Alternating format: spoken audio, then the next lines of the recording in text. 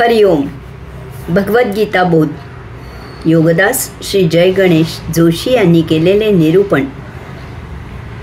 अध्याय 11. विश्वरूप दर्शन योग. ओम श्री परमात्मने नमः. अथ एकादशोऽध्यायः. जय योगेश्वर. परम आत्म्याला नमस्कार. अध्याय 11. श्लोक क्रमांक 2. भव्यापयो हि भूतानां श्रुतौ विस्तरशो मया त्वतः कमलपत्राक्ष महात्म्यामपि चाव्ययम्. कमलनयना, प्राणीमात्रांची उत्पत्ती आणि लय मी आपल्याकडून विस्तारपूर्वक ऐकले आणि आपले अविनाशी महात्म्यही ऐकले. अर्जुन भगवंत श्रींना सांगत आहे की त्यांनी त्याला सांगितलेले त्याने सर्व काही लक्षपूर्वक ऐकले आहे. याची भगवंत श्रींना खात्री व्हावी यासाठी त्यातील महत्त्वाचा मुद्दा तो बोलून दाखवत आहे. कमलनयना, सर्व प्राणीमात्र आपल्यामधूनच उत्पन्न होतात आणि आपल्यातच लय पावतात. आपण मात्र अविनाशी अक्षय आहात. अर्जुनाचे हे सांगणे म्हणजे याच्या पुढील विचारण्याची ही नांदी आहे.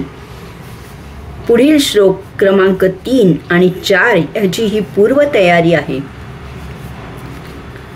श्लोक क्रमांक 3. एवमेतद्यथार्थत्वमात्मानं परमेश्वर द्रष्टुमिच्छामि ते रूपं महेश्वरं पुरुषोत्तम. परमेश्वरा, आपण आपल्याबद्दल जसे सांगत आहात ते तसे निश्चितच तसे आहे. पुरुषोत्तमा, मला ते तुमचे परम ईश्वरी रूप प्रत्यक्ष पाहण्याची इच्छा आहे. एवं एतत् यथा आथ त्वम आत्मानं परमेश्वर. अर्जुन भगवंत श्रींना म्हणत आहे की परमेश्वरा, आपण आपल्याबद्दल जसे सांगत आहात ते तसे निश्चितच तसे आहे. या आधीच्या अध्याय क्रमांक 10 मध्ये भगवंत श्रींनी अर्जुनाला त्याच्या अनंत अमर्याद अशा दिव्य विभूतींपैकी अगदी अत्यल्प प्रमुख अशा अगदी काही विभूती सांगितल्या. सर्व विभूती सांगणे शक्य नव्हते कारण त्या अनंत आहेत. त्यावेळी त्यांनी शक्यतो सर्व तळातील विभूतींची नमुना म्हणून थोडक्यात माहिती त्याला दिली. यावरून हे अगदी सुस्पष्ट आहे की भगवंत श्री सर्व विश्वाचे स्वामी आहेत. येथे एकही गोष्ट अशी नाही की जी त्यांच्याशिवाय आहे. या नमुना म्हणून सांगितलेल्या अत्यल्प विभूतींवरून हे सिद्ध होते की भगवंत श्री सर्वव्यापी आहेत. विश्वाचे एकमेवाद्वितीय सर्वस्व आहेत. त्यांच्याशिवाय येथे जरासुद्धा काहीही म्हणजे काहीही नाही.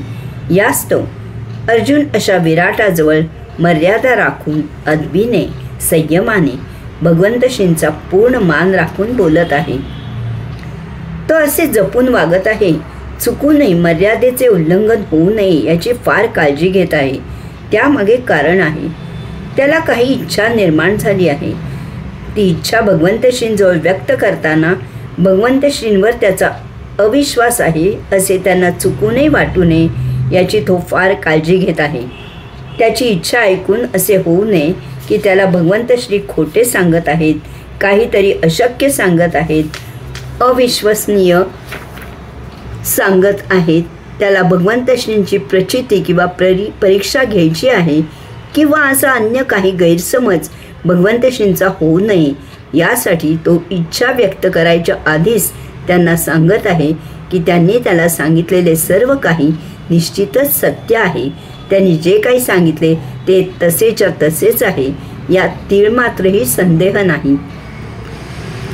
यास्तव अर्जुन भगवंत श्रींना येथे परमेश्वर म्हणजे परम ईश्वर, नुसताच ईश्वरांचा ईश्वर असे नव्हे तर परम मूळ आरंभाच्याही आरंभीचा ईश्वर असे संबोधत आहे. द्रष्टुम इच्छामी ते रूपम ऐश्वरम पुरुषोत्तम. अर्जुन भगवंत श्रींना म्हणत आहे की पुरुषोत्तमा, मला ते तुमचे परम ईश्वरी रूप प्रत्यक्ष पाहण्याची इच्छा आहे. भगवंत श्रींनी अर्जुनाला सांगितलेल्या विभूतींचा त्याच्यावर एक फार चांगला परिणाम झाला आहे. अर्जुन त्याने भारावून गेला आहे. प्रभावित झाला आहे. त्याला हेही उमजले आहे की विश्वोत्पत्तीपासूनची ही एकमेव संधी आहे. ही सुवर्ण संधी पुन्हा कधीही येणार नाही. त्याला मागील अवतारांची चांगलीच कल्पना आहे.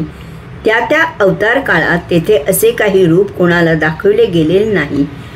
एवढेच नव्हे तर पुढील भविष्यात अशी संधी येईल किंवा नाही हेही सांगता येत नाही. तेव्हा आलेल्या संधीचा योग्य तो फायदा घ्यावा. अर्जुनाने आपल्या सर्वांवर हे फार मोठे उपकार केले आहेत. तसेच भगवंत श्रींवर विश्वास न ठेवणाऱ्यांना, त्याच्या अवताराविषयी शंका घेणाऱ्यांना येथे बिनतोड उत्तर मिळणार आहे. अर्जुन भगवंत श्रींना येथे पुरुषोत्तमा असे संबोधत आहे, कारण या विभूती धारण केलेले रूप विश्वाच्या मूळ पुरुषाशिवाय इतर कोणाला दाखवणे अशक्य आहे. त्यामुळे विश्व निर्माण करणाऱ्या मूळ परमपुरुषाला तो आवाहन करत आहे. हरिओम.